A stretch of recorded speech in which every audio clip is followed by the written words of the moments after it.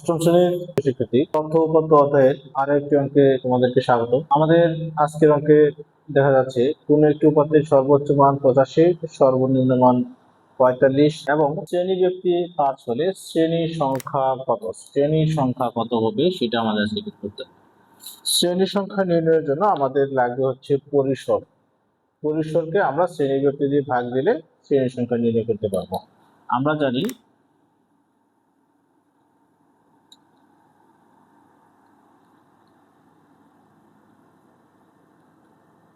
পরিসর সমান সর্বোচ্চ মান মাইনাস সর্বনিম্ন মান।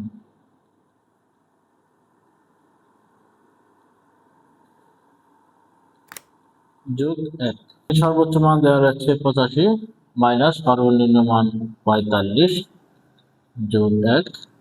85 থেকে 45 যদি বাদ দিই তাহলে থাকতেছে 48 যোগ 1 41। সুতরাং শ্রেণী সংখ্যা সমান পরিসর ভাগ শ্রেণী ব্যক্তি। শ্রেণী ব্যক্তি সমান পরিসর হচ্ছে 41, শ্রেণী ব্যক্তি 5। আমরা যদি 5 দিয়ে 41কে ভাগ দিই তাহলে একটা দশমিক ভগ্নাংশ চলে আসে। 5 8 40 থাকতেছে হচ্ছে 10, মানে 1 কে ভাগ দেওয়া যায় না, তাহলে পয়েন্ট নিলে তাহলে 2, 10 এর মধ্যে 2 বাজায়।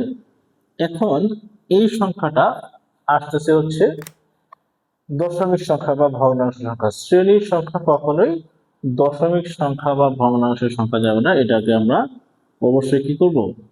পূর্ণ সংখ্যা, পরবর্তী পূর্ণ সংখ্যায় নিব।